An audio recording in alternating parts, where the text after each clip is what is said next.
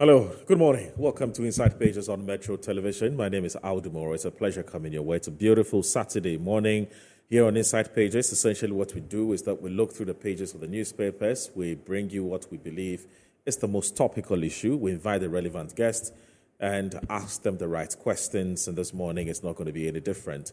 So we all know that we are in some kind of a power crisis. I mean, you wake up every day and your light is off, and sometimes it's off for 6 hours, sometimes for 12 hours, and so on, and there's some consistency.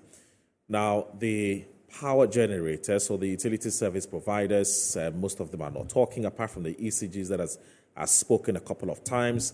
But the ECG and the government on one side are telling us that there is no Dumsor, there's no load shedding. They're insisting that these are localized faults, and at best, these are system disturbances. We don't actually know what that means. But then you have CSOs who play within the power and the energy sector who are telling us that we have a real problem. We have some serious challenges that we ought to confront. We have serious challenges that we ought to deal with. And they say that we have a generation problem. Yeah, we have a generation deficit close to about 600 megawatts, and that the government should come clean and tell Ghanaians what exactly is the reason why we're shedding so much load, for which reason we're unable to get consistent supply of electricity. So it's been the back and forth, but at the end of the day, we the consumers know what we're going through, and we ought to continue to ask the question, why aren't we getting consistent supply of power? Why the outages, why the disruptions, and so on. And so that's the conversation we intend to have when my resource persons join me on Inside Pages today. And then secondly, we woke up, I think, Thursday morning or so, and then we noticed that no internet.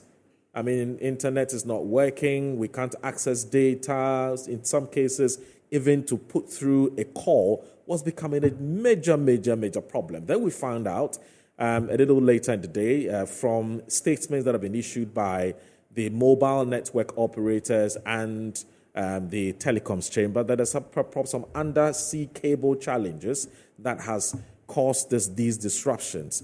And then it raises the question that are we safe going forward? I mean, this certainly is a national security concern. And the question which has been asked is, can you imagine if this had happened on the 7th of December, where everybody's sitting in their homes and waiting for results on their mobile phone or whichever device that you're using, and then you're told that there's some undersea cable disruptions which has culminated in why we can't access internet and so on. And you can imagine the kind of chaos that would happen in this country. And so we need to do something about it before the unexpected happens. So we're going to have a conversation with an IT consultant, an IT professional who would help us understand what exactly happened on that day and the lessons that we ought to learn from there going forward. My name is Dumsor. Thank you very much for tuning in, for choosing us. This is Inside Pages. This is Metro Television. You will never regret your day. When I come back, I'll tell you what the WhatsApp line is, and I'll introduce my resource person. Stay tuned in.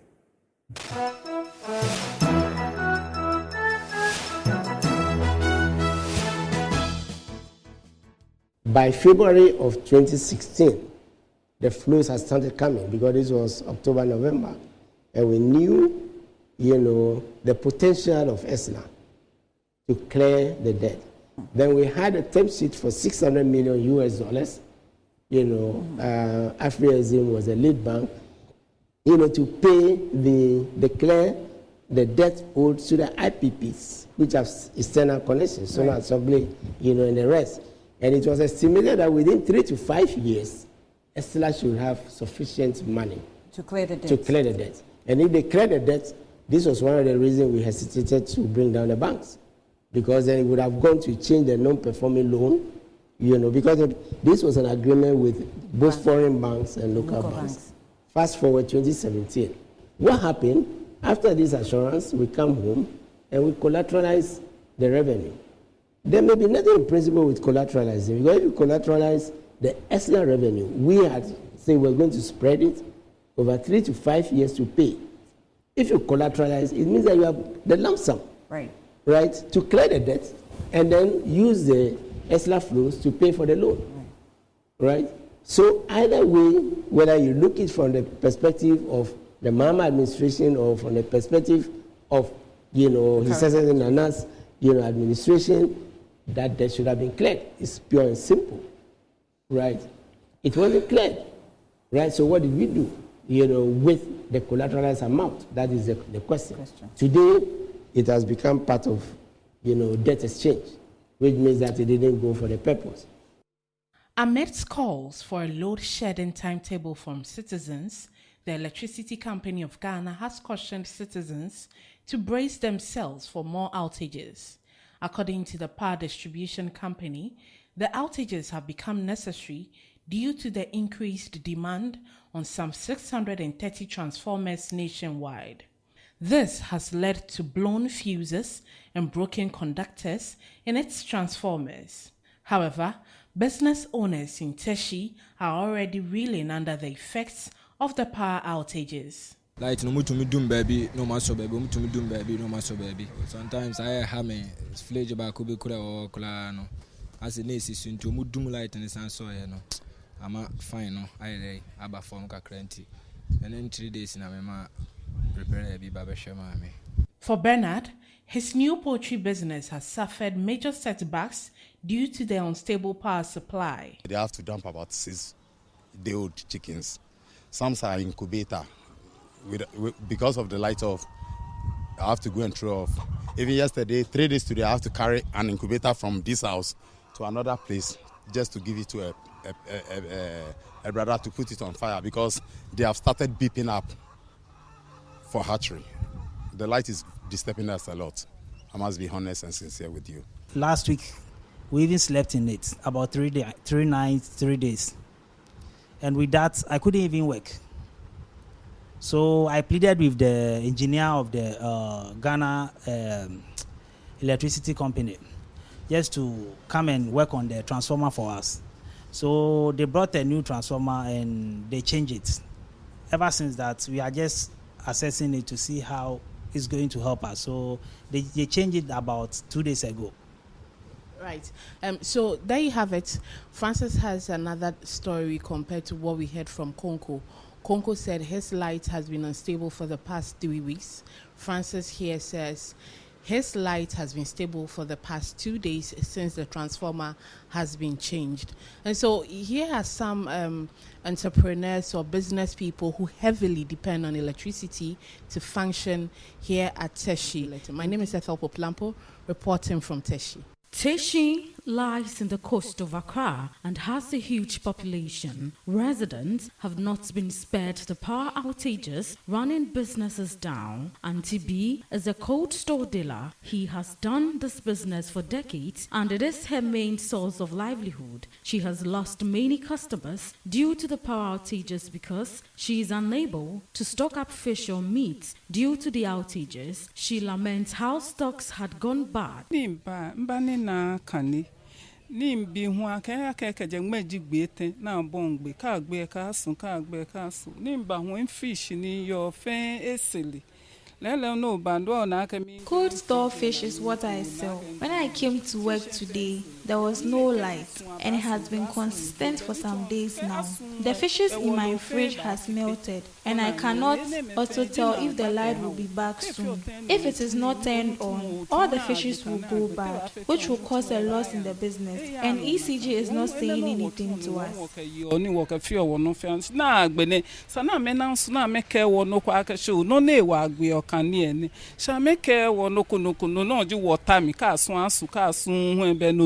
For Ishmael Kwe, who is self-employed, charging his phone and his power bank to stay in touch with clients has become a headache. He told us how he irons the school uniforms of his children. It's a challenge, and for some of us that are self-employed, it's really, really frustrating. If you charge your phone, you must as well charge your power bank. If you miss any of them, the following day, no business for you. Because where can they reach you? It's by the phone. My wife is a seamstress, and now this morning she has to be in the house because there's Dumsor where the shop is. It's difficult. Sometimes you have to do improvisation. What would we do when I mean improvisation? We have to put a 40 iron on a gas stove, heat it for some time before we come and press. And you know the challenges with up and down. gas issues. But this is what we have to do in the meantime. Residents say the lights went out yesterday at 6 p.m. and was restored at 4 a.m. When it's like that, it worries like me like this. If I'm working, if the light is off, so there's nothing I will do again. I'm a fashion designer. So if the light is off, then you have to close. Then that means that day you won't have any money. Actually, the light is expensive. The way we normally buy light those days is not like these days, but we are trying our best to buy the light. But after we buy, we don't have enough light to work. For many residents of Tishi, the impact of businesses is huge and many are running at a loss due to this. Neither the ECG nor the Ghana Gridco has spoken about the power outages. Many customers have asked for a load-shedding timetable, but the power suppliers have refused to come up with anything like that. The resultant of the power outage left many trapped in the elevator in the building. It took the deputy minority leader, Emmanuel Amakofi-Boa, to call the fire service personnel to force the elevator open 30 minutes later after he was notified of some occupants trapped in. In this parliament, the only place we have light is this chamber. The whole parliamentary building is off. In fact, as I speak, 5th and 6th floor, we have people stuck in it. I just got the fire service to run in there.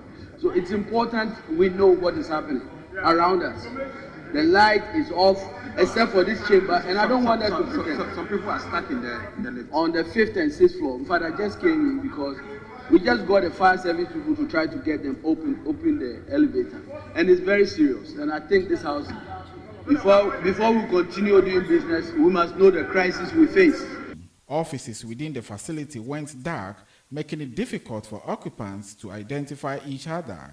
Earlier, lights and gadgets in the chamber went off for more than 5 minutes when the Deputy Finance Minister, Abnaose Asari, was on the floor fiercely defending the State of the Nation address delivered by the President on Tuesday. The occurrence disrupted proceedings, causing the minority to begin chanting.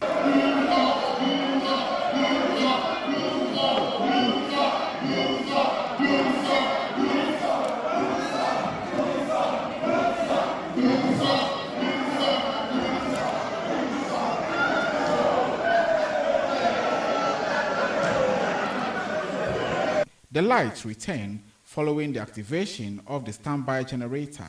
The Legislative House is currently operating on the standby generator, which is able to facilitate only the chamber. Although the First Deputy Speaker, Joseph Osei-Owusu, has directed that the ECG be engaged immediately to resolve the matter, leadership of the House is being tight-lipped on questions by the media over why Parliament has to face such situation. Members of Parliament are likely not to show up for Friday's business if the situation remains unresolved. When it comes to electricity, we've been challenged for some time.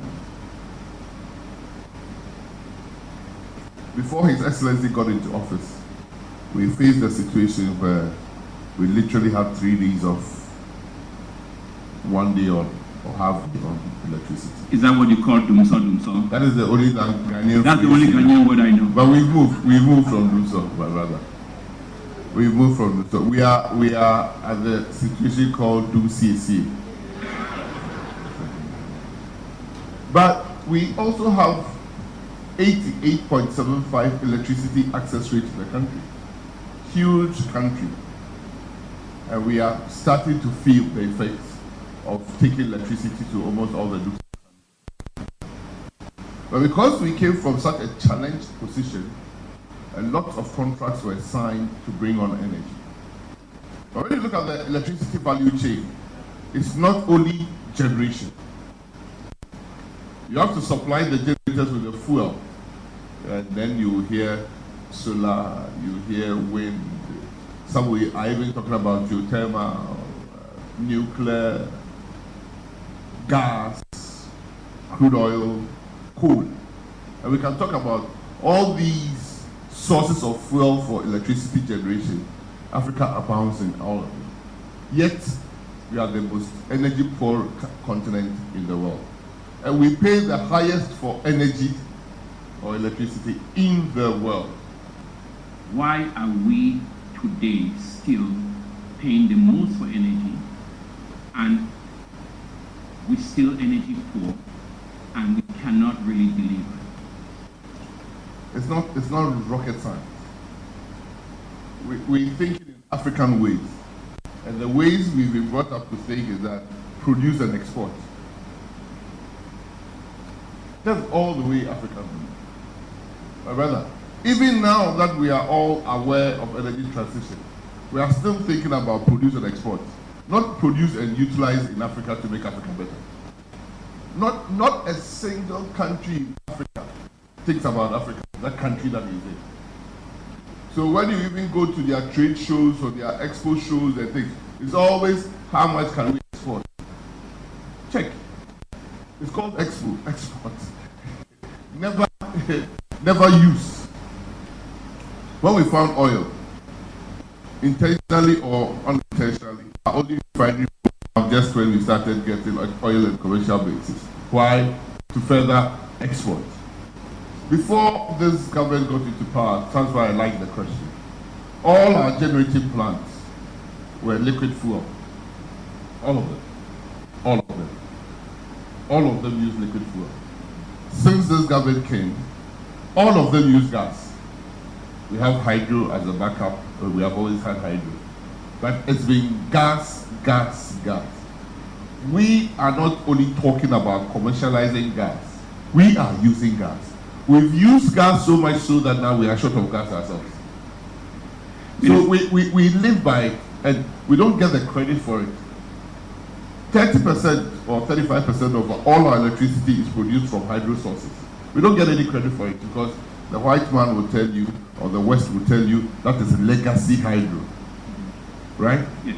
And not long before the COVID pandemonium, not long before this energy transition stuff, you couldn't even get investment into hydro, which Africa abounds. On one of only Africa's many rivers, the hydro potential can supply the whole of Africa with electricity. But we got no investment. We got no investment. When you talk about uranium as a fuel, the cleanest energy produced is produced from probably nuclear. Cleanest. Almost all the uranium assets are in Africa, or 40% is in Africa. When you go to Niger, it is one of their biggest resources. But they have no nuclear plants. Even South Africa that had a nuclear plant, I'm not sure it is still working when the black man took charge. So we continue to produce. The Electricity Company of Ghana has announced that several health facilities may experience power outages within 3 days if they fail to settle their outstanding bills. Prominent hospitals such as Rich Hospital in the Greater Accra region, Kolebu Teaching Hospital, the 37 Military Hospital, Konfu Anoche and Mensha Government Hospitals in the Ashanti region, Ho Teaching Hospital in the Volta region, and Chebi Government Hospital in the Eastern region are among establishments facing the risk of disconnection. Actually, we saw the demand notices today, and we have given them 3 working days, after which, if they don't pay, we'll disconnect all the administrative blocks after the 72 hours, which is 3 working days. The acting general manager of the Electricity Company of Ghana Task Force and Special Operations, Ismail Oku, emphasized during an interview on Metro News that if these facilities fail to respond within 72 hours, they would face complete disconnection throughout the entire facility. When we disconnect the administrative blocks, what we'll do is that we'll give them another 72 hours, and then the whole facility will go down. We are very sensitive when it comes to the health facilities, but this is what it is. Let's assume that Gridco goes down. The whole facility will go off, but yet they have standbys to operate. So we are starting with the 72 hours for them to be able to clear their indebtedness to us. If they don't, like I said, we'll put off the administrative blocks, and then we'll give them another 72 hours. And if they don't also, then we'll go ahead to put the whole facility off. This action is part of ECG's extensive initiative to collect old funds from customers and enhance its operational capacity. Chairman, I'm not so sure whether ESLA funds have not been managed transparently. Because every year the report is submitted to Parliament in accordance with law. And whatever the revenues that have come in and the expenditure that has been expended out of that is reported to Parliament. There's always a debate on it. A report of the committee is adopted by the House. Yes, you make reference of ESLA proceeds that go into the ESLA fund, but then again, the Ministry of Finance pays for the commodity price of Jubilee and 10, and now Sankofa, Jubilee and 10 post foundation. All that is money that is coming from the ESLA, and so I'm not so sure whether the attribution that is being mismanaged is entirely correct. Thank you. You know that we are still stuck with 3 producing fields. And even though a lot of work is being done, we have not actually added a major producing field. And we are stuck with this producing field, which production has really gone close to 50%.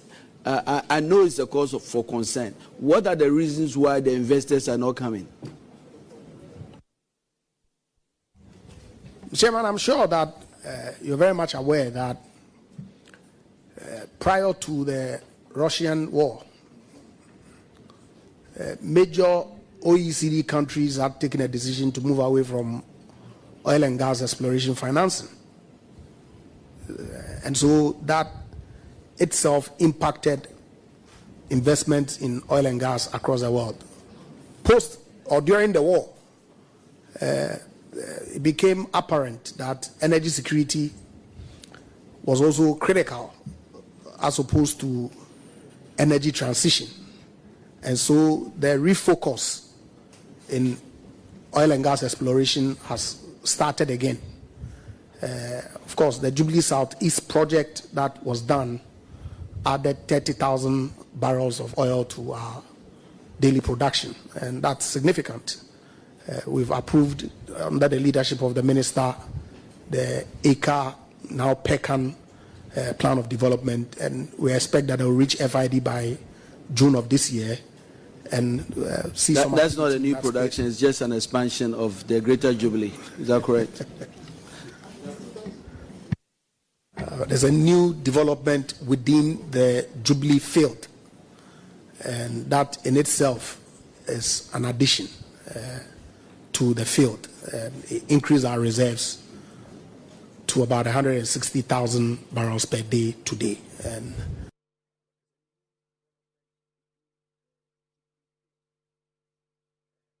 power crisis in the country is worsening by the day as there is no clear plan in sight to curb the menace. Embarrassing situations such as power outage in Parliament during President's State of the Nation address debate, as well as numerous communities facing erratic power supply for several weeks without prior notice from ECG, are but few hints of the crisis. Speaking on Good Morning Ghana, Member of Parliament for Bongo, who doubles as an Energy Committee member, Edward Barr says service providers must provide a timetable going forward. It is only fair that you allow the distributor to bring out a schedule so that people can plan their lives around it. So if I were to get up today and then know that I'm going to have lights off in the evening, I should ensure that in the afternoon I get my things ironed, maybe things that I need to do. So at least I'll be, even though there's discomfort, I'll be able to plan my life around the schedule that is being given to me by the distributor. But the reason why they cannot publish that is because they are victims of their own utterances in the past. Former Member of Parliament for Okaikwe North, Fusaini Issa, however, attributed the power crisis to lack of investment in the energy sector, but added that the government has managed to keep power on. We are having all these challenges because of some gas supply issues in Tema, some local faults like it happened in Malam over the weekend, and a plethora of others. But we have been promised by the managers of the system, whatever it takes and whatever it's going to take to make sure that we don't go back to that era prior to 2017 we are going to do it and the lights are going to be on. Joining the conversation, host of Metro TV's flagship show, Dr. Randy Albe says the deceitful nature by which the power crisis is. All right, welcome back. We've just been building the momentum towards what definitely will be a very interesting conversation this morning. And it's all about whether it's Dumsor, whether it's CACA, whether it's a system disturbance, whether it's load shedding, whatever it is. But the consumer's experience is what for us is more important.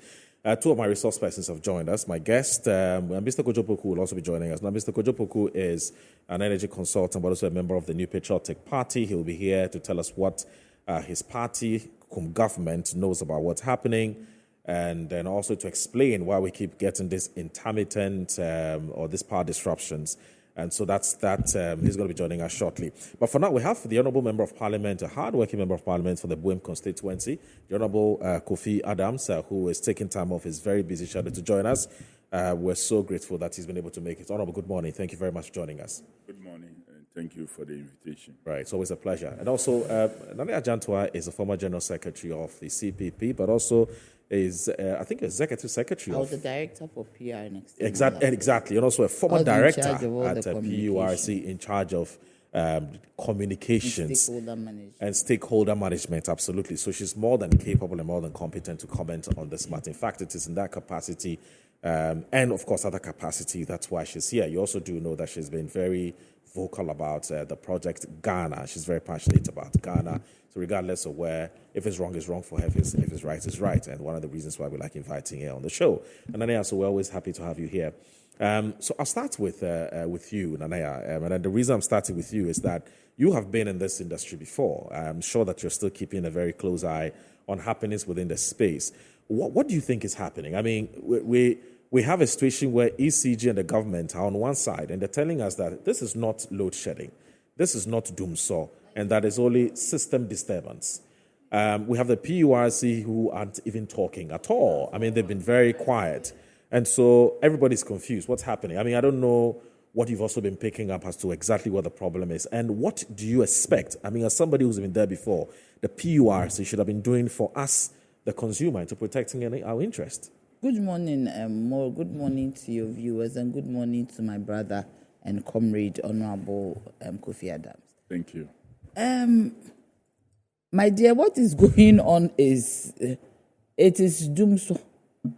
It's Dumsor? Of course, because I don't even want to talk. I don't even know what to say. I don't know why the government is trying to, as much as possible, to let us believe that it is not Dumsor. Explain what your understanding of Dumsor is. You see, Dumsor is a situation where your light goes off over a certain designated time. We named it like that. Okay.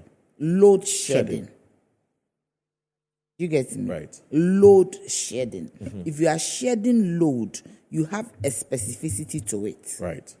So it starts at 12. Your light goes off at 12. It comes on at 12. That's about 12 hours, isn't it? For instance, there was a day last week that my friend, Nanekia Avle, Hayford Avle. Yes, one of the NDC communicators. Right. Her lights went off at the afternoon, 12 o'clock. Right. And came on at 8 a.m. the next day. From what time? 12 in the afternoon. In the afternoon. Yes. And came back at 8 p.m. 8 a.m. the following day. That's more than 12 hours. Yes. So she even called me. That's how I know, and said that, Nana, my light has been off since 12 yesterday. Right. And I thought it was a normal shedding and it will finish at 12. Okay. But it extended to the next morning. Wow. So she found out, and she was told that Gridco has what? They have dropped power. Anytime Gridco is involved, either it's a systems collapse or it is load shedding. Right. You get me? Yes. It does not matter the reason you attribute to what we are going through. It can be financial. It can be a capacity challenge. It can be a technical challenge. Okay. Whatever it is, it should be established and accepted that we are going through some load curtailment. I see. It can be resolved. Do you get me? But at this moment, we are not too sure which way we are going. We are not too sure whether it is going to be resolved today, tomorrow, or forevermore. What we're being told is that, Anaya, sorry for cutting in, but what we're being told is that during Mohammed's time, when we had the same power crisis, there was certainty about a certain quantum of power that we didn't have, which was, I think, around 1,000 something, right? And so it made it easier for the PURC to come out with a timetable for all of us. Or for the ECG, for the ECG to come out with a timetable for all of us. But in this case, there's no certainty. So 1 minute you get up, Gridco tells you this is how much we have to give you. The next day you get up, it says, so because of the lack of certainty and predictability on how much power, is transmitted to ECG, it then makes the whole conversation about load shedding a very difficult one, because you can say your light will be off, say, let's say from 6 a.m. to 6 p.m., but then it will just be 6 to 12 p.m. because there's more power available. How do you explain that? But you see, if you say that, I have said variously that because, you see, in His Excellency John Dramani Mohammed's time, it was an issue of capacity. Okay. So you were certain that I don't have this amount of power available. Okay. Whatever little power that I have going round. Okay. Do you get me? Right. That is what I am using. Okay. So that one you can say with all certainty that we will shed 500, we will shed 1,000. Do you understand? But this one I have said variously that it is something that is not capacity. It is either a technical challenge or it is financial. So we have more than enough available capacity. Yeah, because the government has told us that we even have excess capacity that they are paying money for. That's just true. I agree. Do you get me? That's so true. If they are saying that we have excess capacity that they are paying money for, then certainly we don't have a problem when it comes to capacity. So capacity we here, take capacity for out. the layman, capacity here means we have machines. We have machines. We have plants sitting there. Everybody knows what happened with the hydro component of the electricity generation chain. Look at what happened, the floods and all. Yes. So it means even right now, Akosombo is not down. Right. Akosombo was very low in His Excellency John Dramani Mohammed's time. Pong was very low in his time. Do you get me? All right. So, all in all, there were not too many plants. There was TAPCO, which had a roto problem that it took time for it to be replaced. Right. There was also TICO. Then there was Asogli Phase 1 and Asogli Phase 2 was coming on. Okay. So there was not enough capacity. Okay. Do you understand I get me? that. But right now there is capacity.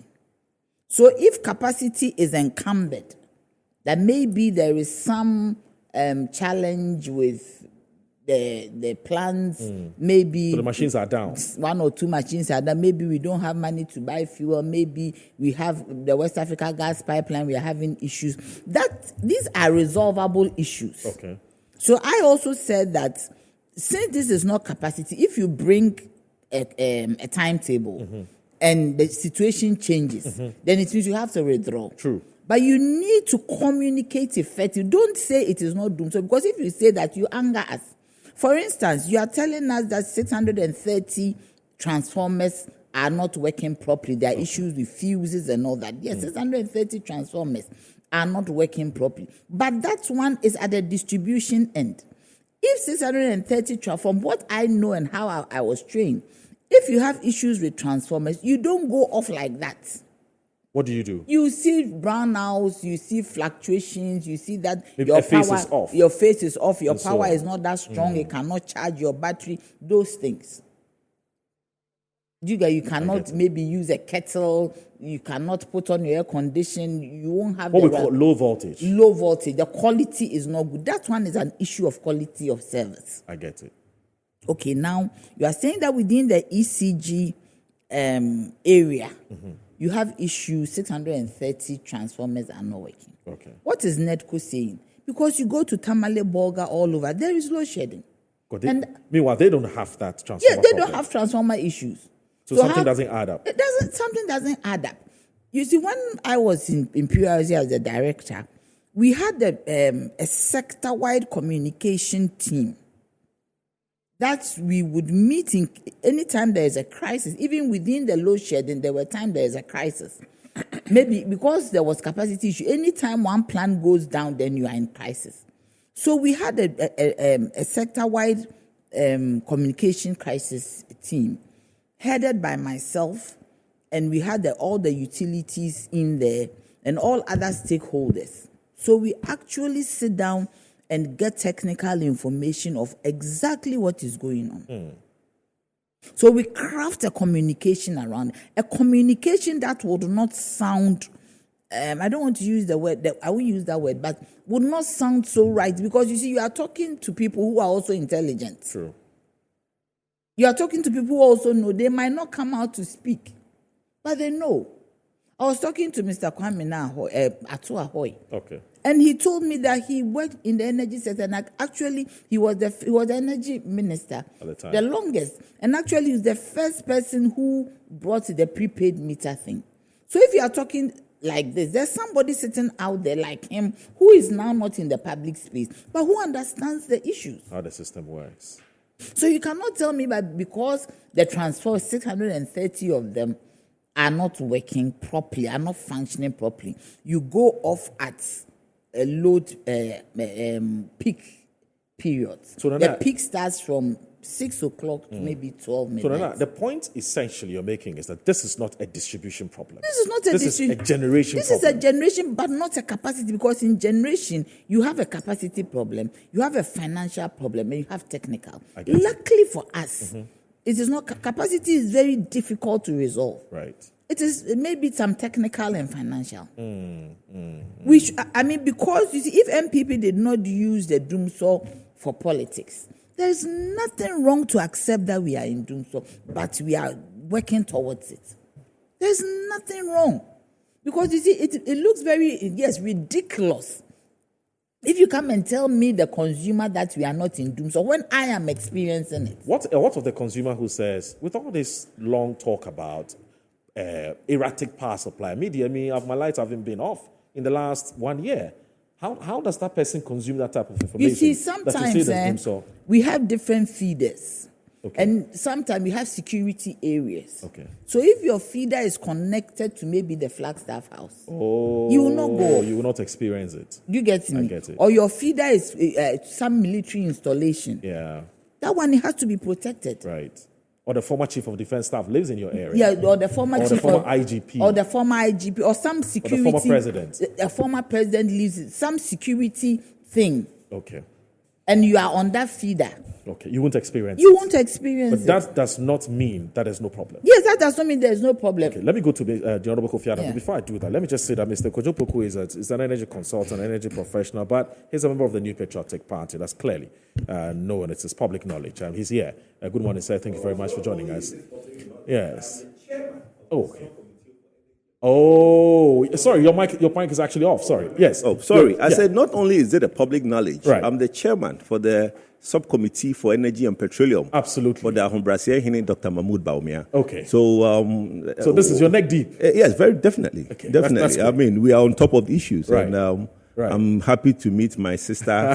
He's my brother. And I'm happy to meet my brother and sister. Mr. Adam, who have not even waved at me, busy looking at documents before he come and rebut. But we are here. Anyway, good. Well, I'm happy that you've been able to make time. Thank you. Sorry for the delay. That's fine. It's understandable. It's understandable. So let me just say that before I bring in the Honorable Kofi Adams, let me say it, for those of you who want to join us with your thoughts and your viewpoints, 0249 155 646. 0249 155 646. That's the WhatsApp line for those of you who want to join the conversation with your thoughts and your viewpoints and so on. We'd be more than happy to hear what's the situation in your area. Do you accept this is Dumsor or not? What do you expect from the PURC? What do you expect from the ECG? What do you expect from Gridco, for instance? What's your own assessment of the situation? I want to hear from you. 0249 155 646. Honorable, you have never... No, can you give me 1 minute to say something? Sure, that's fine. You see, PURC, the reason why at the time we had this sector-wide communication team standing was because we didn't want different views, or the word is not come, but different solutions or answers to the situation. Right now, if PRC also comes out and look at the thing with a technical eye, and or as a regulator, also comes to say something else. Okay. Do you get me? I get it. Then it means that there is no cohesion. Because now they are talking about the cash waterfall, the fact that they are not getting enough. Do you get me? So they would also come and have their same viewpoint. I get it. Then the ECG will, and besides, when these things happen, it's not ECG who should be in the forefront of it. Should be Gridco. It should be Gridco. I don't know why Gridco is hiding. They've been very quiet too. They've been very quiet. PRC is quiet. Everybody is quiet. It is not ECG. Because if people are having localized faults, that's ECG. That is ECG, but this one is wide. Okay. Let me come to Mr. General Kofi Addo, because you've never been sold on this explanation. First of all, it's not Dumsor. You've never been sold on this idea that we don't have a generation problem. You've never been sold on this idea that we're not load shedding. Why? What are you standing? What's your reason why you never want to agree, you never want to accept the explanation that the ECG and government on one side have been telling us? They say there's no Dumsor. You say there's Dumsor. Why? Boro, thank you for the opportunity, and let me say good morning to my co-panelists, Nanaya and Kwesi Poku. Kojo Poku. Poku. In fact, I was giving you fans when he came, but you didn't mind him. Oh, yes. Sorry, I didn't see. I was deep reading the lies that were presented to us as state of the nation, for which has really tightened them. And is part of the reason they are refusing to admit that we find ourselves in Dumsor. Right. Because the president, just on the 27th of February, was in Parliament. Right. And was still talking about that Dumsor only happened between 2012 and 2017, which is not even true. Right. Because the Dumsor was resolved before we entered 2016. As at the time power was handed over to His Excellency Nana Addo Dankwa Akufo-Addo, we were no more shedding load. Okay. And so Dumsor had ended before he came to power. I recall. But he chose to present the picture that Dumsor was from 2012 to 2017. That was one lie that he told. He did not end them.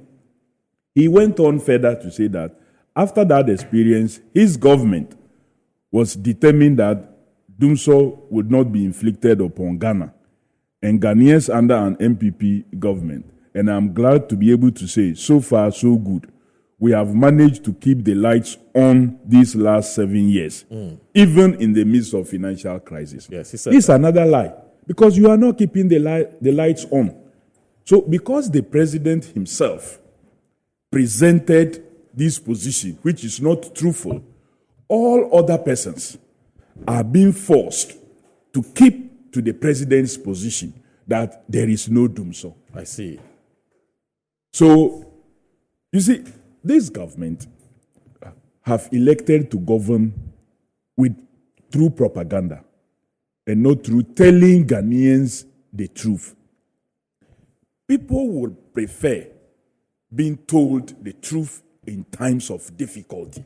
You will use it against, you will use it against them. So you use they it against can the manage. They will use it against themselves. It's like Dr. Baumia telling you that when the fundamentals are weak, the exchange rate will expose you. Yes. When we were exchanging $1 to not even, it was 3.6 thereabout cedis. Yes. And today, when it is 13 cedis to $1, he says it is better.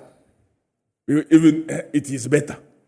How on earth can you have 14.7 rate of unemployment and you say that it is better than 8.4? How can you have this exchange rate and say that it is better? It is their own words that is today entangling them, and not us. It is not us. Look, if there is ever any government in the history of our Fourth Republic inherited a better energy situation then it is the Nana Addo Dankwa Akufo-Addo and Bawumia-led government, this current administration. So they don't have any excuse. They don't have any excuse. Look, whether from petroleum, in terms of revenues and what have you, whether from our own fuel in quote to support generation of power, and whether it is capacity to be able to generate power. They had it on all fronts. President Kufuor, through the usage of the laws that were passed under President Rawlings, led us to find oil. The first Jubilee fields. Under President Mills and President Mahama, we found additional fields. By the time they came, we have 3 oil fields that were bringing in revenue. Not only that, we had also completed the Atuabo gas processing, which is handled by Ghana Gas. So we were on our own, at least generating reliable gas that could support the power generation system. This led to a saving of not less than $300 million every year, dollars, not cedis. Not cedis. Again, a funding source has been found to also deal with some of the challenges that confront payment to generational companies or institutions, i.e. ESLA. ESLA was passed in the last quarter of 2015, and it kicked in. Normally, the budget is presented in November of the previous year, and by the end of the first quarter of the ensuing year, such taxes kick in. So it kicked in 2016. So by the time they came, there was another source that proper analysis have been done, that this is how much fuel we consumed as a country. And there was a projection as to the volumes of consumption moving on, and that over a 5-year period, if we collected ESLA, it was possible to settle the debts within the industry. You have a government that comes in and say, well, we've seen this. They say they will collect it over a 5-year period. We think that is so long. So we want to use it to raise bonds from the market and settle the debt now, so that as we collect it in bits, the bond holders will now be what? Settled. This was raised. As we speak now, our debt has doubled. We can't find the monies that were collected as bonds.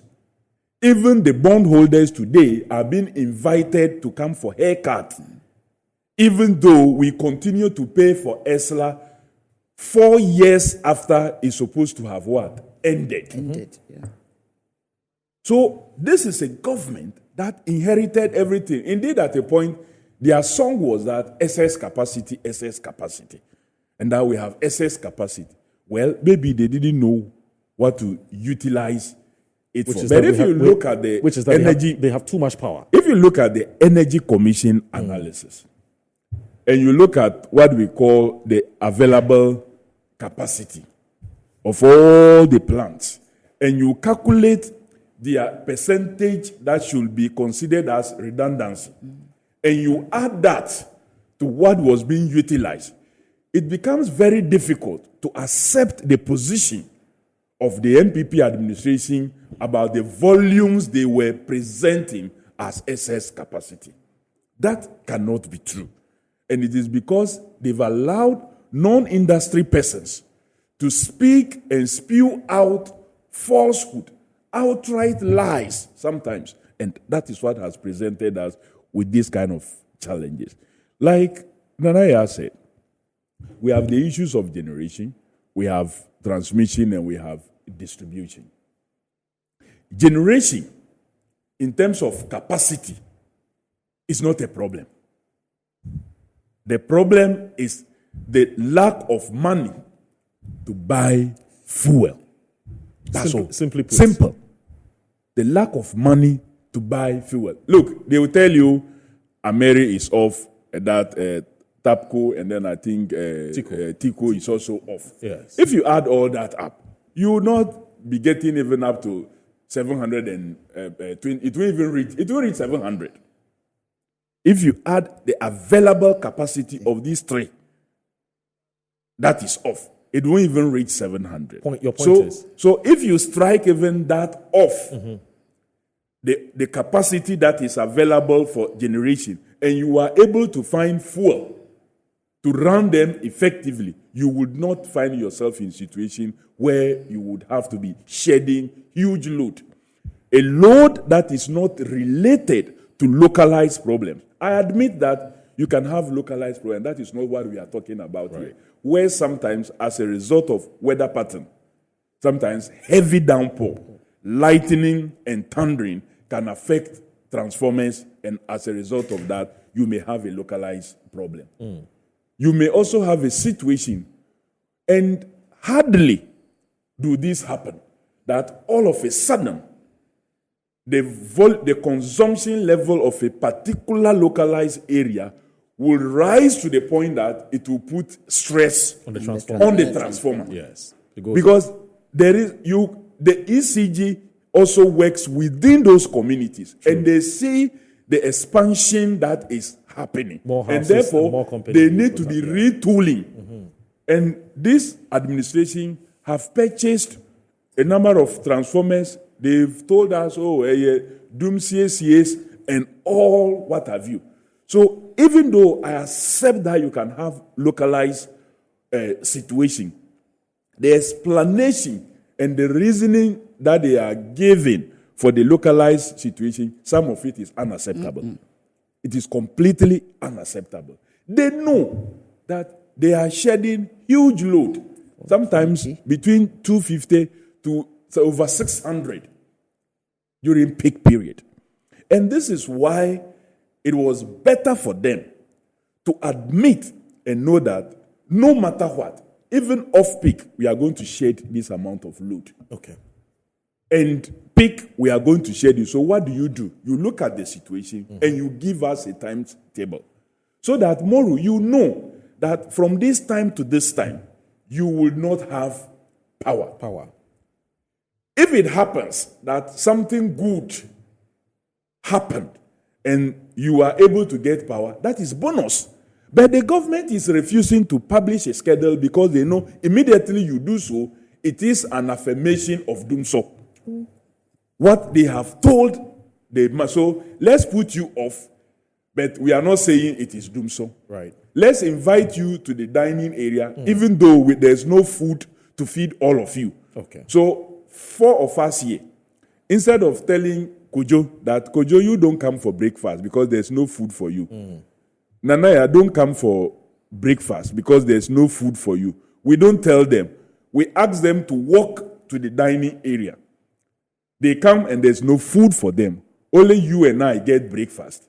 Then during lunchtime again, they expect us to walk again and come. They won't tell you, they won't tell me that you two, you will not have lunch, so don't waste your time to come. The little energy we have, we walk to the dining area only to get there, and we don't have food. Only the two will get food. Except to say that the person is unable to tell you whether there's food or not because somebody can supply you with the food. The availability of the food changes. The person already knows that the food is not available. They know. Look, ECG knows how much power is available. But that's not what the Big Mahama is saying. I am saying that the power is not there. But it's just a system disturbance. The power is not there. The system disturbance is not accounting for the 250 plus to 600 megawatts that they are shedding on daily basis. Those systems problem that he's talking about is not accounting for this. It is the lack of fuel. And you see, this government made another fundamental mistake. Yeah. Under the John Mahama administration, we started a system of building our own transmission system to transport our gas from the western enclave to the east. The process had gone very, very, very far. They came to power, instead of even keeping quiet, that you will not, and not say that you will not do it. So if you happen to even not execute it and you are engaging in any arrangement with any other institution, that institution knowing that you are building your own systems, in negotiating with you, it helps you get better deal.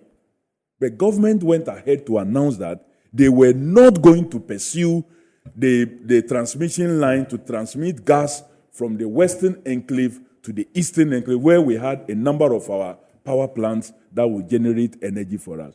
So when they went into negotiations with West African Gas Pipeline Company, because they had at the back of their mind that government was doing nothing, they have no alternative. The tariffs that they are charged for transporting gas went high. So today, we are paying more than we should have been paying if we were minded to keep quiet about even our intentions before going into the negotiations with WACPO in terms of they transporting the gas from the west to the east for us. We are paying more. And so sometimes you hear West African Gas Pipeline say, well, we are shutting the system down off you because you owe us. Yeah. You know, last year we experienced that problem. True. We had gas, all right. But because we didn't have our own transmission lines, and because we owe West African Gas Pipeline Company so much, almost 20 million, and 20 million, I think, dollars, $20 million. Yeah. They shut the system for us because they first warned us. We didn't honor it, and so they shut the system up. So even though you had gas, you could not transport the gas to your plants in Tema for them to process it and generate energy for you. But today, it is not even about West African Gas Pipeline not transporting. It is because we owe them. We owe various systems. Even NGAS, that we get the Nigerian gas, where we get a chunk of our gas from through the West African Gas Pipeline to Tema area to and then even sometimes even to the west. We owe them also. I hear they are working out a system to settle a payment plan to settle that. I don't know how far that has gone, but at least as at last year, if they strike, we were owing them. Okay, seriously, right. And so the problem that we face is lack of money, and I am so disappointed that you have a government that inherited ESLA. Okay. You have a government that inherited huge revenues. All right, so we shouldn't be here. We shouldn't be here at all. Let me just say we shouldn't be here. Let me just say that if you have any views, some of you are already sending your messages, but let me repeat it. It's 0249 155 646. 0249 155 646. John Kofi Adam says the NPP government has no excuse whatsoever to plunge this country into the darkness that we're in because they have inherited so much by way of capacity, the plans, the fuel, and the money. So what is your excuse? Why are you putting Ghanaians through this? You have no explanation to give. Just tell us what's happening. Anyway, Honorable Kujopoku, I've heard some people say that, look, three things. The management of the communication, and I has actually said that too, the management of the communication of this crisis has been terrible. That is number one. Number two, where lies your difficulty in accepting that we have a generation problem? So Ghanaians, bear with us. Where lies the difficulty? Is it because of the politics of it? You don't want to accept that it's Dumsor so that, it will become a political chess ball or whatever. What exactly is the issue? And what's your own, what have you also been finding out as to why we find ourselves in this difficulty? My brother, how are you? I'm doing very well. Thank you. Well. Good morning to your viewers, and I'm happy to be on Metro. It's one station that I don't come on very often. That's true. But I'm happy to be here. Look, my brother, there's no problem. There's no problem. There's nothing that we have not owned up to. Everyone have said that there are challenges in the system. People's lights are going off. I mean, you can't see blue and say that it's pink. Ghanaians' lights are going off. So how can you say that there's no light going off? But you see, when people's lights go off, they want to know why their light is off. And there's been plenty of reasons given why lights are going off. It's a combination of issues. There are localized problems, and there are also generational problems. My sister Nanaya is very versed in the system, so she knows some stuff. She said the same She said certain things. But you know what? When my brother Kofi Adam says that we inherited everything, yes, we inherited everything, including the mess. Let's not NDC come and pretend that they did not leave a mess. In 2016 November, Honorable Setepe have set up a committee headed by Mr. Ahenkra. The draft report of that committee said that all the PPAs that the MDC have signed from 2012 to 2016, bear in mind, we've gone into the IMF, and the IMF have told His Excellency the President, John Dramani Mahama, that, look, sort out the mess you have created, because there were over 10,000 PPAs that have 10,000 megawatts in PPAs that have been signed. So the committee was set up to clean that up. This excess capacity issue is not an imagination of MPP. That committee, headed by Mr. Ahenkra, told the NDC that if all the PPAs that they have signed is left and nothing is done, Ghana will have to pay $586 million a year. It's not me saying it. It's a report the NDC commissioned telling them before they left. You understand? So there was a mess that they have created. When they talk of gas, we had free gas coming from Jubilee to Ghana Gas. Free. Until September, when the freeness basically ended, and we're now having to negotiate the price for gas from the Jubilee partners.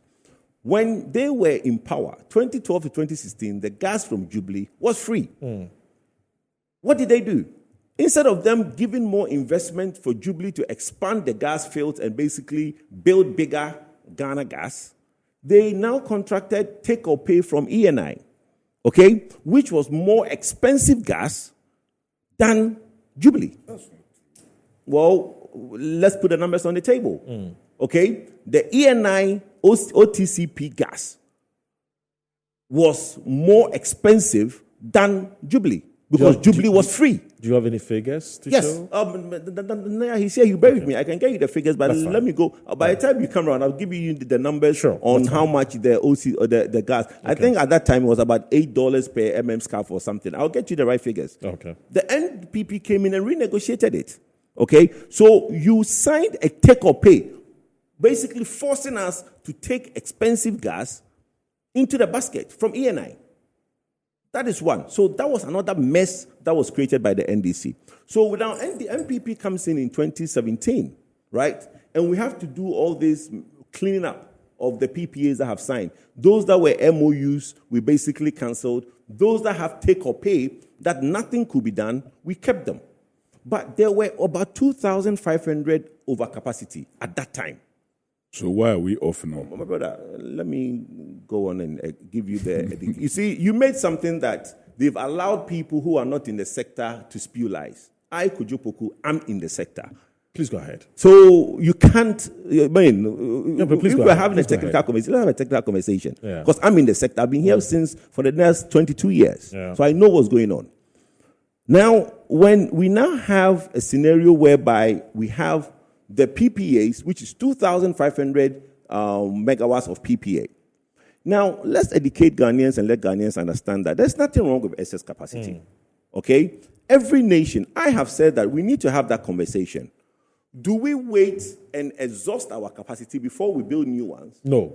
Or we build excess capacity, but PULC have to let Parliament and PULC decide who pays for the excess. Because if you're going to have a plant sit there, somebody has to pay for it. I agree. So Ghanaians have to admit that we need excess capacity, but we have to pay for it. Especially for the capacity charges. Exactly. Yeah.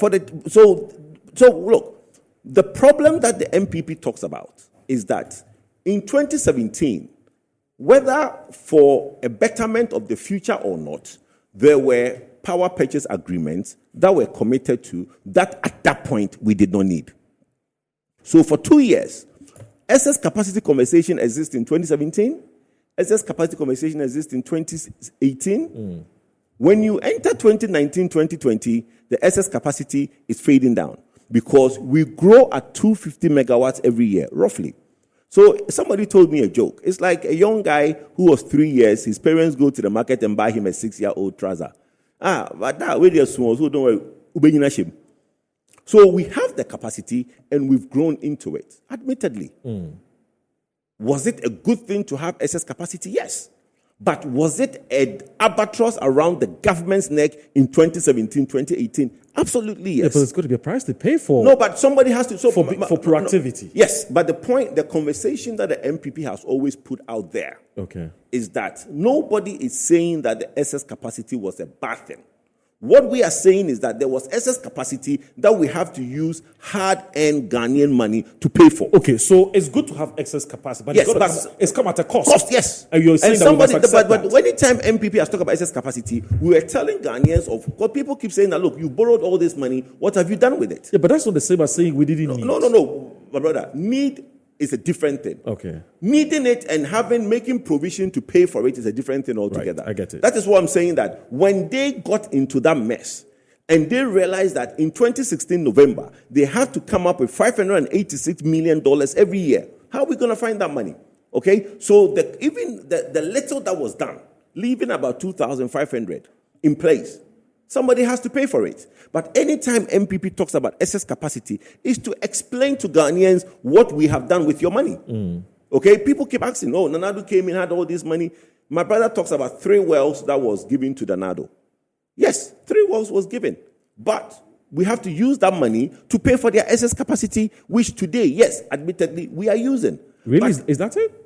So again, but hold on, how do you... No, but I'm just saying that the money, the proceeds from oil and gas is proceeds to government. So what I'm saying is that money that comes into government coffers, some of the things that government have used the money for, government has always itemized what we've used money for. Okay, one of them in 2017, 2018, 2019 is to pay for excess capacity.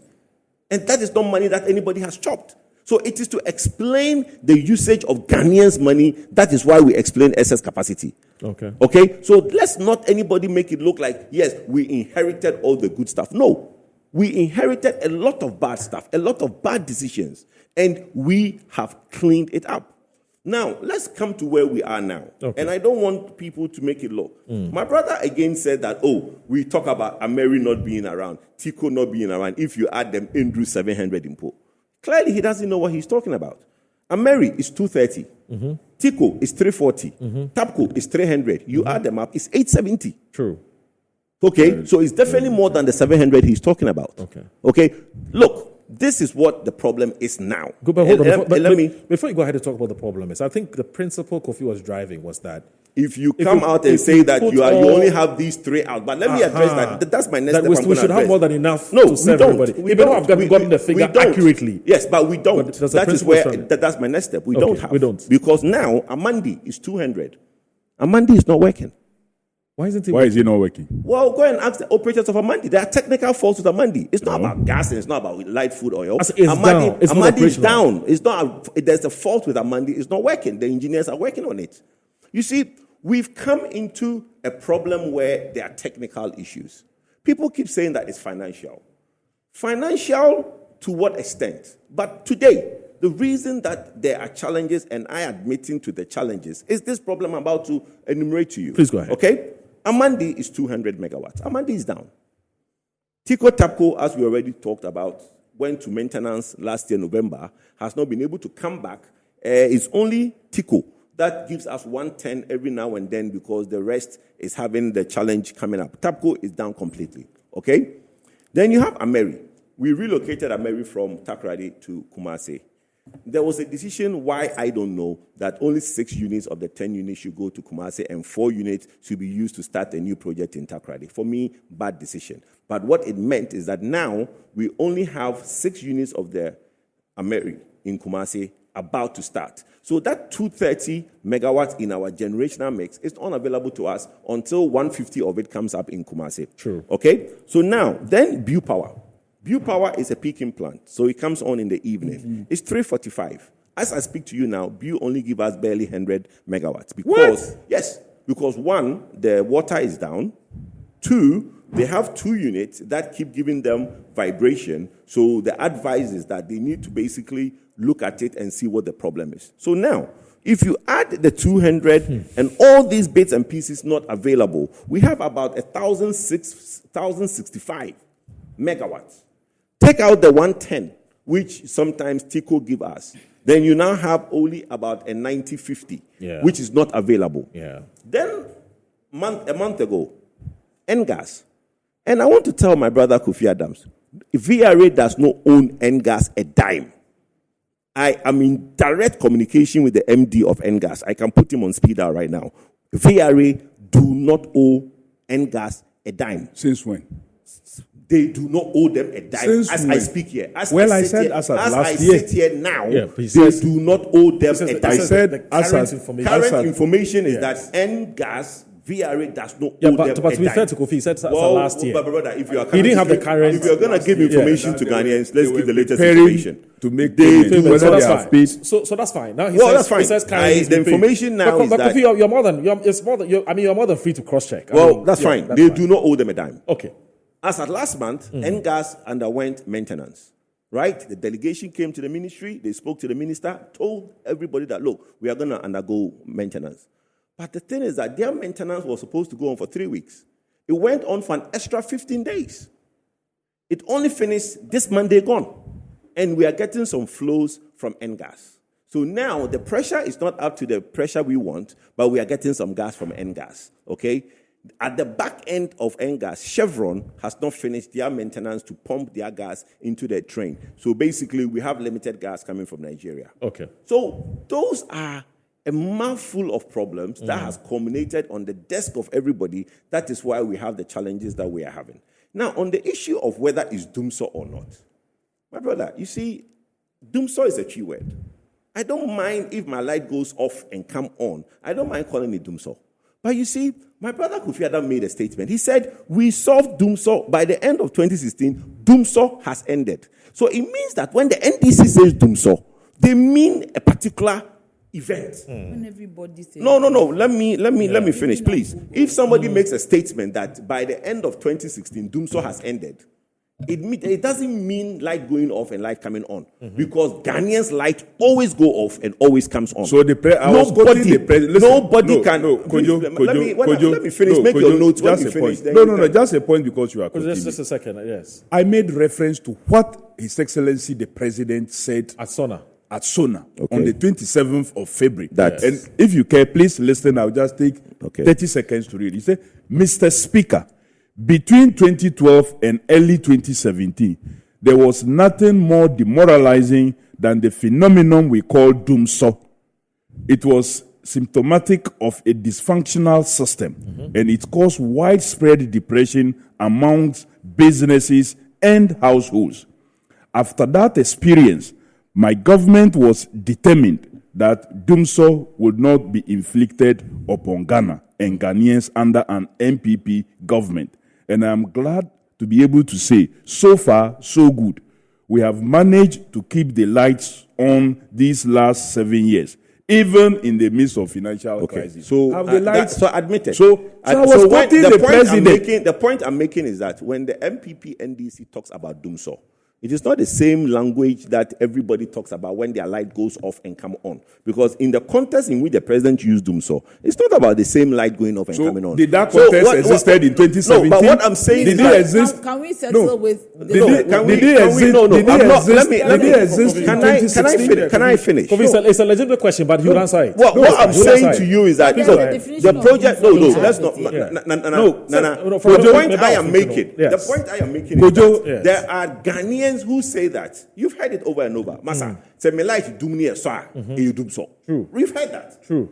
So what I am trying to explain to the good people of Ghana is that there are two sets of definitions. Okay. When the political person says Dumsor, it's different meaning to when the average Ghanaian says Dumsor because my light has gone off and come on. That political meanings. The political meaning is what the president is referring to, and it's what Mr. Kofi Adam referred to that ended. Did it exist in 2017? Did it exist in 2016? The political definition. The political definition of Dumsor does not still exist. It ended when basically the MPP came in. It doesn't exist. Is that when it ended? Hold on, please. Let me finish. I can't have no. Look, hold on. Listen to me. Did it end before MPP or it ended what I am with saying MPP? to you is that there have been multiple programs. I don't want this one to be turned into one of those No, that's fine. where everybody keeps fighting about who solved Dumsor and blah, blah. That is not the conversation here. What I'm trying to say is that the reason that I, Kojo Poku, have a challenge with that word in a technical conversation is that it has a political connotation and it has a political meaning.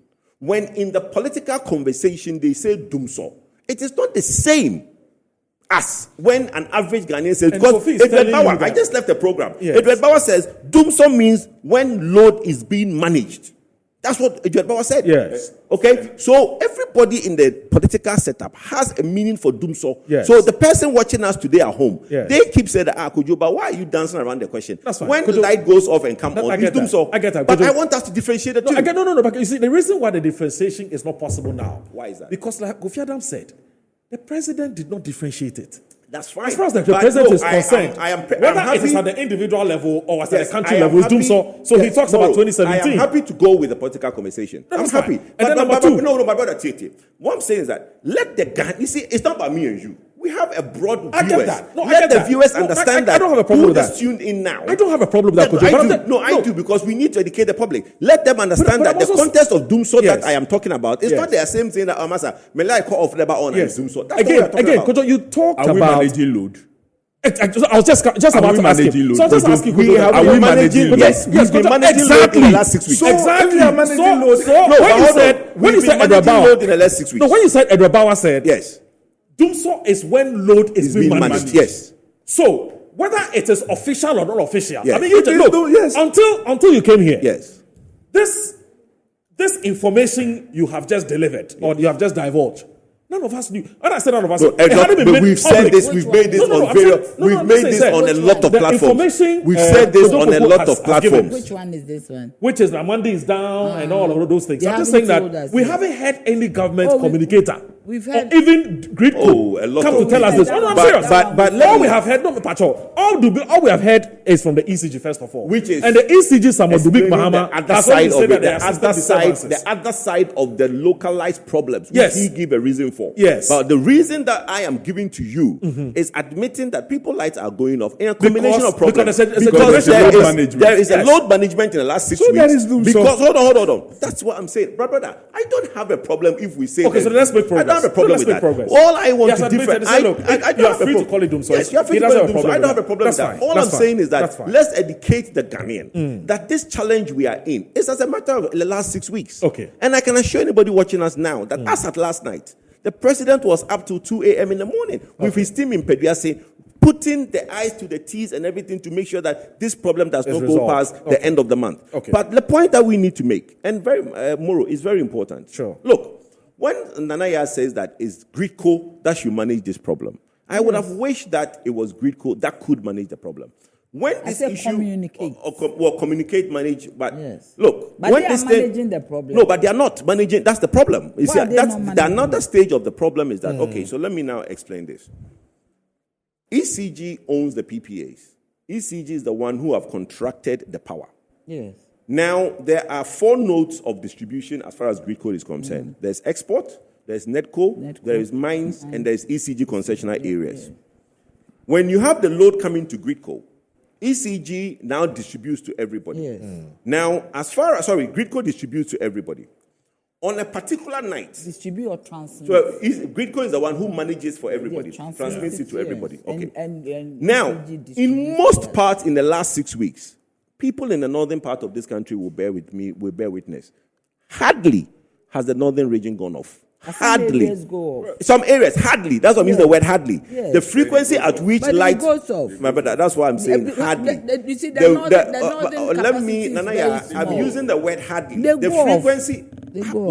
does hardly mean There's it not does or too it much doesn't. load there. I'm not saying that it doesn't. I'm saying that. I'm coming to rather But I'm saying that hardly does it go off. Yes. The frequency at which the ECG concessional area go off, it's not the same frequency the NETCO area goes off. Because the load is here. No, but the point. So, The load but and hold the on. NETCO But is just no, about but 300 I am going to. But I'm Is going it to even up guess. to that? They are not a lot. They are like- million. Please go ahead. So- I want you to learn so that we. So we can get I a finish reaction. on this Yeah, conversation? please go ahead. Please Okay. go ahead, Kojo. So now the reason is this: when Gridco tells ECG to shed load, right?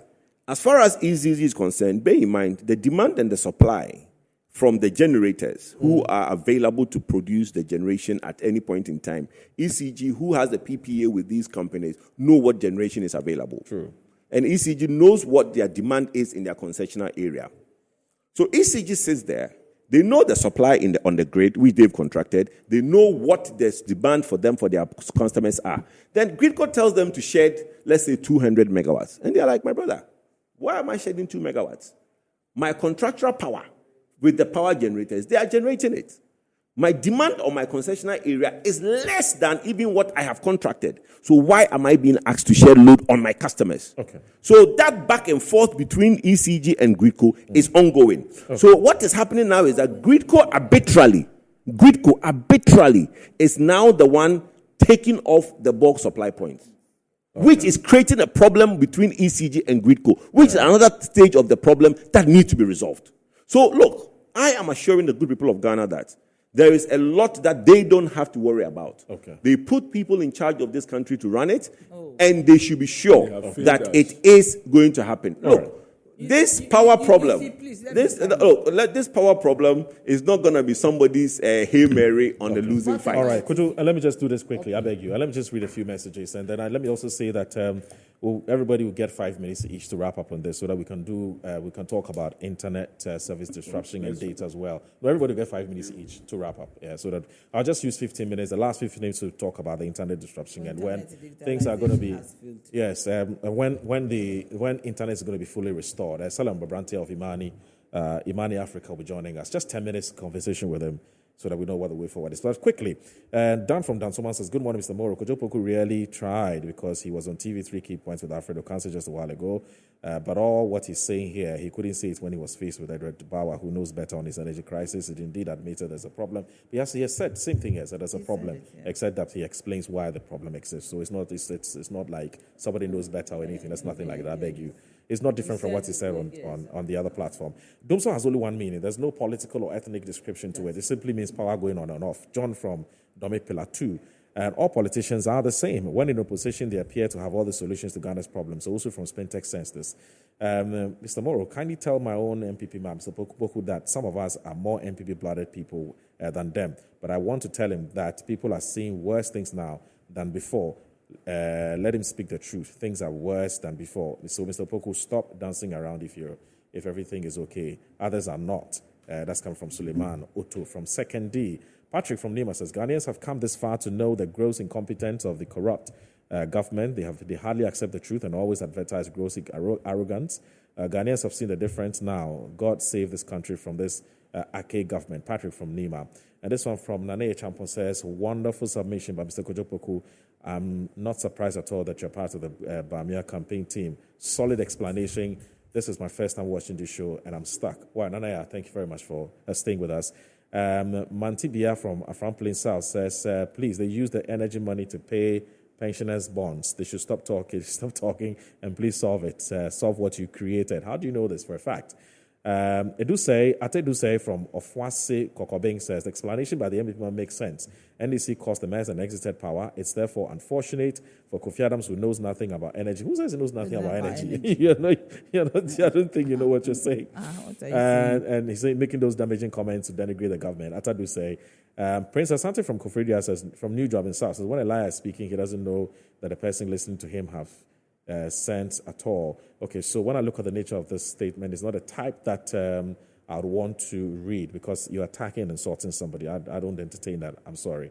Ni Amar says, Moro, it is not true that the NDC signed power plants capacity that Ghanaians don't need. Kojo, this is what the NDC did. The NDC government entered into a number of power purchase agreements which were scheduled to come on stream in a step-by-step manner at later dates to address annual electricity demand increases, meet the existing suppressed demand, cater for the deficits that would be occasioned when emergency plants with shorter tenure are taken off stream and replace obsolete plants like the TAPCO plant that are old enough to be decommissioned. This laudable initiative is what the MPP is benefiting from now. So please credit the NDC for that. Hi, good morning. Final one. I'm Humphrey from Osu. Please tell the MP man to give me a little respect and give us a break. Dumsor is really back, and that's it. Okay, so, Nana, 5 minutes each. I have a definition of Dumsor here. Okay. This is Wikipedia, unless Wikipedia is not accepted. Okay. He said in Ghana, Dumsor Akan pronunciation is a persistent, irregular, and unpredictable electric power outage, which is due to low power supply, shortage in power supply. That is Dumsor. Okay.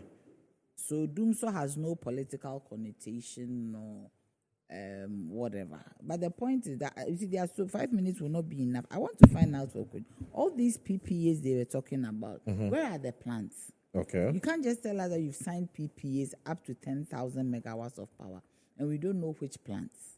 They should because when you sign PPAs, it should come with plans. Number two, please let me finish. Number two, when you sign PPAs, there's renewable energy. Some people sign some PPAs with ECG, with renewable energy. But the fact that you have signed a PPA, it doesn't mean that you have been commissioned.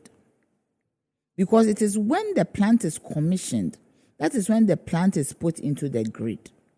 You can sign a PPA and not be commissioned. Right. You get me? Number two, when they say that they are paying for capacity, in the PRC tariff, there's a capacity charge and there's an energy charge. When you are not deployed, your capacity charge is paid you. Okay. It's when you are deployed that your energy charge is added to it. Okay. So granted that there are plants that have been commissioned, after signing the PPA, they have been commissioned. Their capacity charge is in the tariff. Oh, really? Yes, we pay capacity charge, we pay energy charge. Capacity charge for plants that have been commissioned. Yes. You guys, that's what I'm saying. Plants that have been commissioned and put into the grid.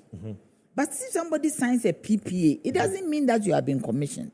So until it is commissioned, you don't pay anything. It is not for us.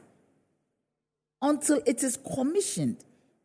Or maybe let's see the detail, because you see what I do know, unless I'm wrong, until a plant is commissioned, you don't belong to us. You don't have any. You were at PULC until 2017. Yes. And you are aware of the problems which even led to your exit of the place. I'm surprised you are talking like this. Don't bring my existing. No, but that was the problem. That wasn't the problem. Please, I beg you. Don't go there. You are my brother. I beg you. And you're saying my existing PRC has got nothing it has to do. Everything nothing because to do with the PPA. Yes. No way. It is not true. But how's PRC? When she was I beg you. Yeah, but she didn't sign it. I didn't sign it. PRC is very instrumental. We don't even sign PPA. Hold on. PPAs you were not instrumental in giving no, PPAs are signed. Hold on. Please. Was PRC instrumental in giving I am telling you that PPAs are signed by ECG. But are you instrumental in giving the energy charge? And she's just repeated I'm telling you that. No, are you is PULC instrumental? If a machine we're not talking about PULC. I am saying that you want to know whether they play any role. They play. I know they play, but I want him to say. So that is the reason why let me ask Nanaya that. He is saying that yes, the PULC doesn't sign PPA. She Nanaya was at PULC during this time that we are talking about all these excess capacity that came on board. Was PULC not involved in the capacities charges that they gave? I am telling you that you give capacity charge to a machine or a plant that is commissioned but and the is going price at which the PPA factors in wasn't PULC the one inspecting the machine? Wasn't PULC the one inspecting the machine? I am even saying that when a PPA is signed, it is very negotiable at the time of commissioning the plant. If the PPA is signed by ECG, when it's commissioned, then we do the capacity charge. So at the point of the plant being commissioned and being brought to us, that's when you come in. Yes, if we even realize that the charge is not good enough, it is too high. We assess the age of the plant and we reduce it if it is too high. Okay. Do you get it? If we think it is okay, the mechanism is okay, everything is fine, then we leave it as it is. Because if a plant is not commissioned, we do not give any charge to it because it is not going into the grid. Right. Because there's an energy charge and there's a capacity charge. The issue of Gridco and ECG having problems with load has always been there. It behoves on the sector to ensure that this kind of relationship is dealt with. Because this quarrel has been there ever since. And when I was in PURC, we ensured that we monitored to know exactly what is going on, which plants are down. We don't wait for the plants to go down before we allow load to be shed. We did regular checks on the plants, monitoring. We will go to Gridco, look at the SCADA, see how every plant is performing.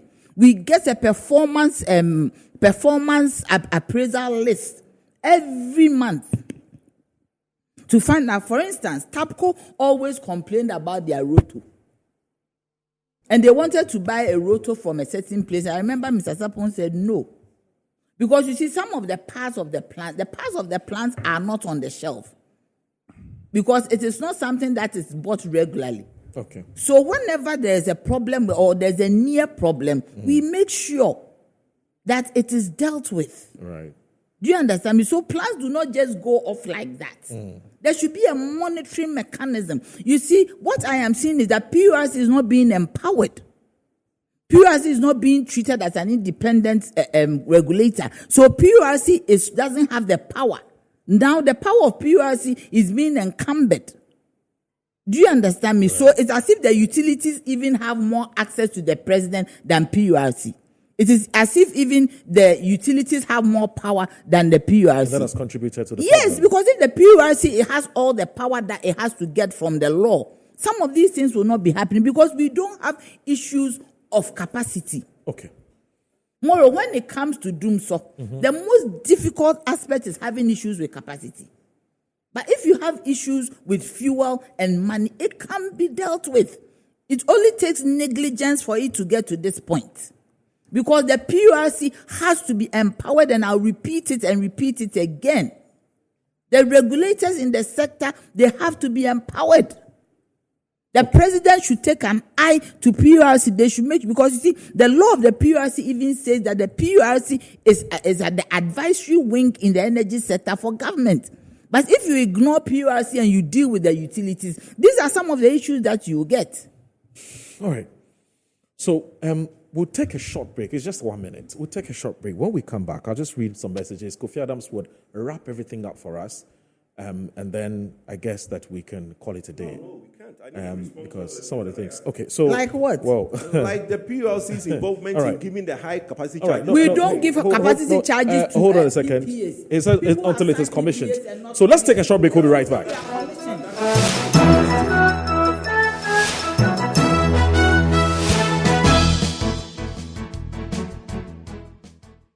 Well, welcome back. This is Inside Page. I can tell you that it wasn't just heated on air, but it's even heated, very heated discussions off air. But that's the beauty of what we do here. It's about expression of opinion, agree, disagree, agree, disagree. But anyway, this is Inside Page. We're looking at Dumsor phenomenon. We're shedding load. I mean, at least for now, somebody from Official Dome has confirmed that we're shedding load. But he says sooner rather than later, in the next few weeks, we'll be back on track. Kofi Adams has issues, and he says, tell us the truth. You're shedding load, and that's it. Nanaya says it's the same thing as Dumsor. Kojo Poku is not too comfortable with the use of Dumsor because says it's not exactly what happened some time back. But anyway, so that's where we are. Now, Honorable Kofi Adams, let me come to you because Kojo Poku has said quite a number of things that you want to respond to. Please go ahead. Truly so. Kojo tried to do as the gymnastics of the dollar exchange rate and then the fundamentals thing in Dumsor, trying to give us political definition of Dumsor and Dumsor. And like we try to all agree here, Dumsor is Dumsor. Dumsor is Dumsor. But clearly he talked about payment for excess capacity. Yes. And this information, I don't know where they get it from. And Well, it was started. somebody says you're not an expert in energy. So It why was are you started. talking? It was started. Well, So one of the I've not presented myself as an expert. Thank you. But at least I've worked closely in that industry for quite some time. Right. And that was why I knew many things that we have done. For example, from the boss perspective, when we were struggling to build the pipeline to carry gas from the Western Corridor, I know a little about. And you don't need to present yourself only as an expert to be able to analyze issues that we go through. Right. But you see, these issues of payment for excess capacity, we have heard it again and again. And so we decided not to leave it on the street. Okay. Parliament is the house of record. There you cannot come and lie. Right. When you come to Parliament and you speak, you have to present your facts. Right. Dr. Baumia outside could present any figure and walk away freely. And people can quote same on sometimes many platforms, including even here, and nobody will take them on. Right. But when you come to Parliament, you have to speak truth.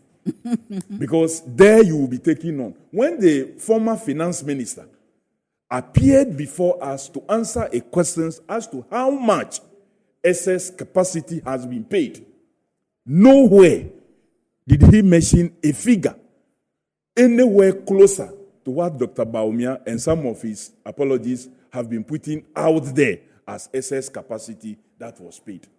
When he was further asked to state the institutions to which or companies that this excess capacity was paid for, we realized that it included, among others, payment for fuel supplied by some companies other than companies that the IPPs that have contract to generate, for which reason they were telling us that's why they were paying excess capacity. So even with what the finance minister presented to us in Parliament, which was way, way lower, unfortunately, I was trying to download the answer, but because of network problem, it wasn't coming, which was way, way low. In that answer was payment for fuel to companies other than companies they have signed agreement with to produce power for us to purchase. So, Kojo, let's take note of that. Again, when Kojo was talking about the plants that are unavailable, and he mentioned TICO, he said, oh, TICO is 340. Yes, it's 340 installed capacity.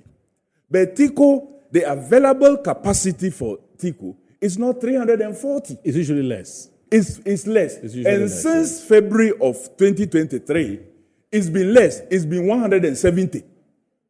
So the unavailability of TICO is not just something that happens within these 6 weeks that we are experiencing this situation. It's been unavailable since February of 2023. The available capacity has been 170. That point must be in the same way. If you take Akosombo installs capacity is 1,020. But the available capacity is 960.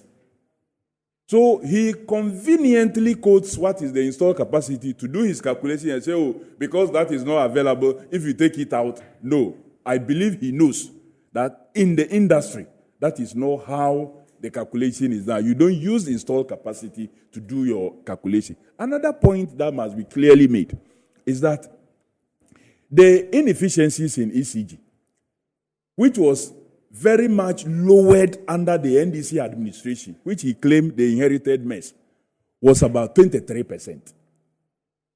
The losses. It was 21. Yeah, no, I mean the total losses, commercial, technical and all. It was 21. So 21%. Yeah. Thank you. I didn't even know that. It was 10, 11, 10 for technical, 11 for commercial. Okay. Thank you. So 21% added together. Today, it is more than 34%.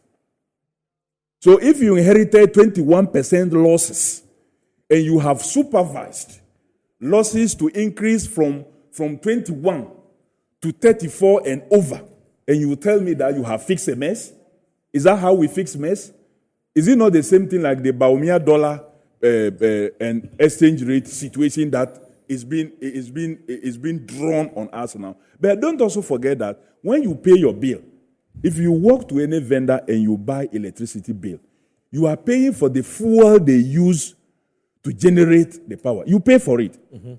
It's part of the bill that you pay. That's the energy charge. Yes. You pay. The transmission, you pay for it. Transmission service charge. Services, you pay for it. Yeah. So it is not like you are not paying for it. You pay for it, but they are not paying for it. You, Moru, you are paying for it. I pay for it. Nanaya pays for it. He, Kojopoku, pays for it.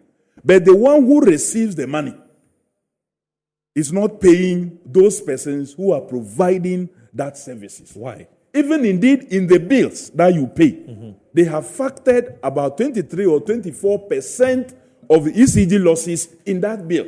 The allowable is 21%. Well, now it's about 23, 24%. They shouldn't have put, because the allowable is 21. Well, I'm telling you, the level of inefficiency, corruption, and what have you, now it's gone. So we pay for it. We are paying for because losses. There's an allowable loss level.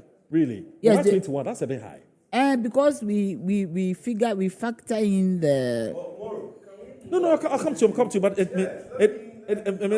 why 21? He sounds more like an expert, isn't it? He sounds more like an expert. Every time you have the your microphone was actually off. Let him. Okay, please. So, Boru. So we pay for them. We are paying for all these inefficiencies are part of what we are paying for. Anything beyond the 21, we shouldn't pay. Wow. They decided to jump it from the 23%, 24% that we have agreed to pay, and now are heaping on us 34% and over inefficiencies. All put in the tariff.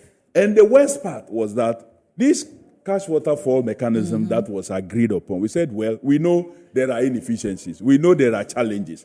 And that we've introduced other things to be able to raise money like ESLA and the rest to deal with some debt. But ECG, when you take the power and you sell, whatever it is that you receive, we have all sat together and agreed that this much should go to Kojopoku, this much should go to Nanaya, this much should come to Moru, this much should come to me. Yes. So we don't leave somebody sitting in the corner somewhere and determining that, I will call Kojopoku because he wears blue, red, and white. Let me pay him only and leave the rest to be suffering.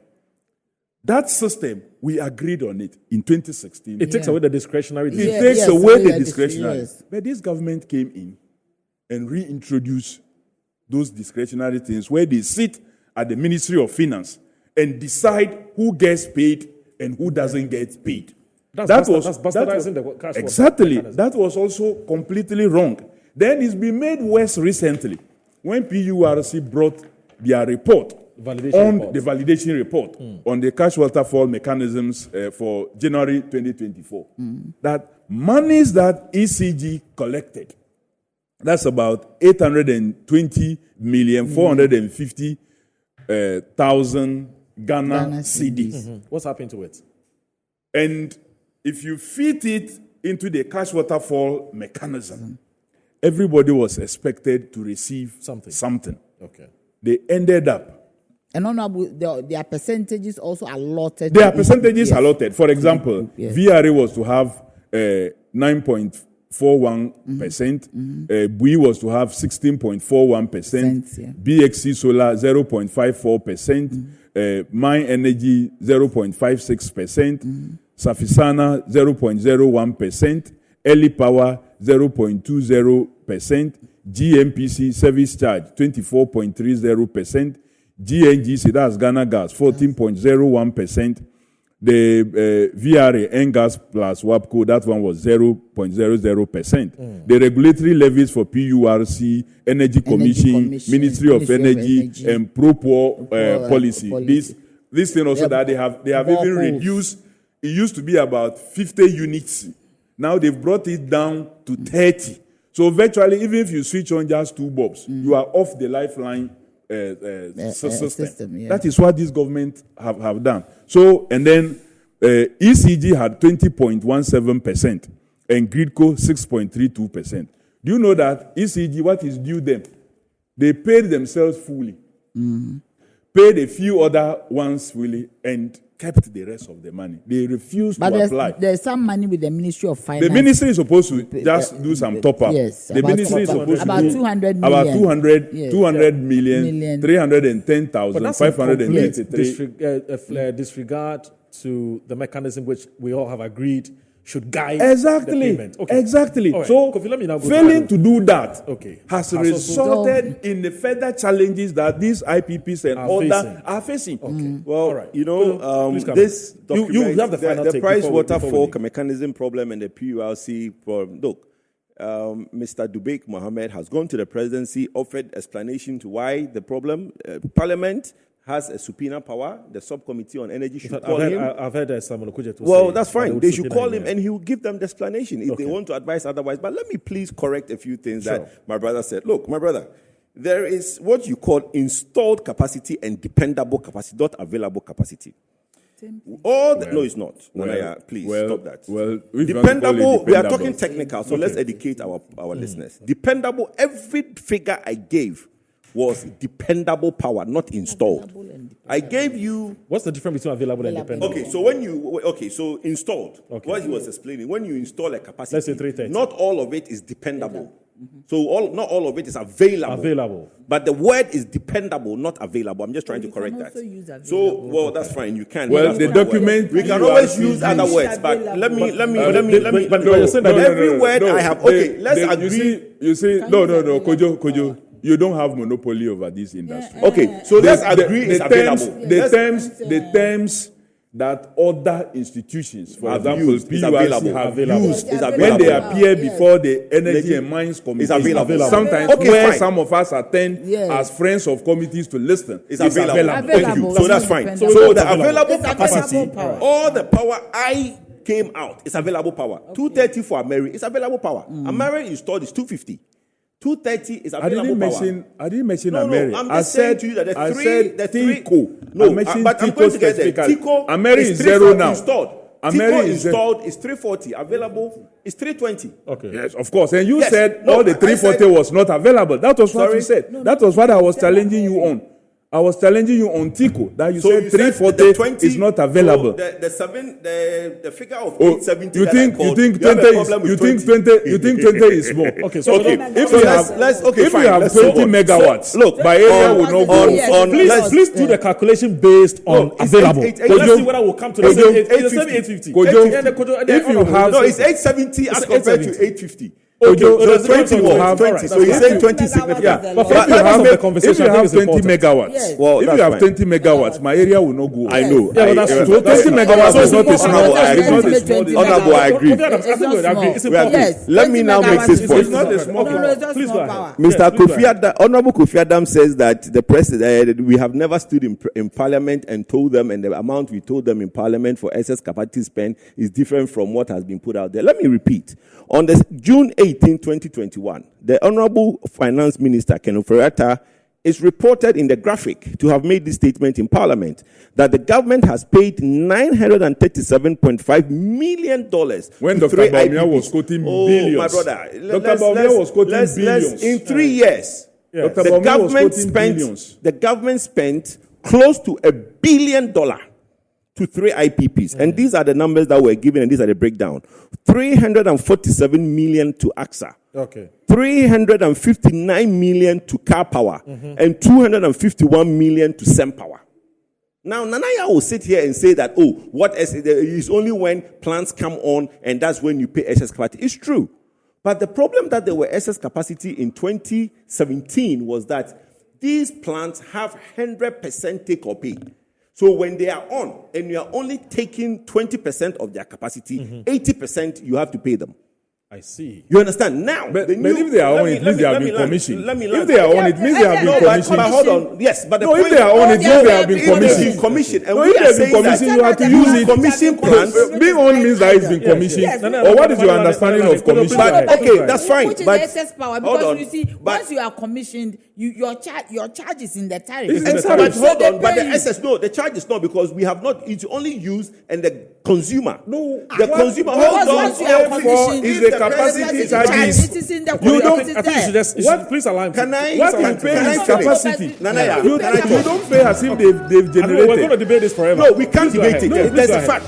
We can't debate it. Please go ahead. The government did make a payment. You. Nanaya is saying, and Kubiaram is saying that they don't know which payment government has made. Yes. The government is on record in I am Parliament. saying you are presenting wrong figures outside. It's not a figure. And different figures in Parliament. No, but he's saying, Honorable, he's just saying that what amount did Baunia say? Do you know what they are paying? Oh my God. Baunia was mentioning bill. It's unfortunate No, but he's talking- my you are system making is not working talk. today. Everybody Everybody has let me a chance to please. talk. Everybody has a chance to talk. No.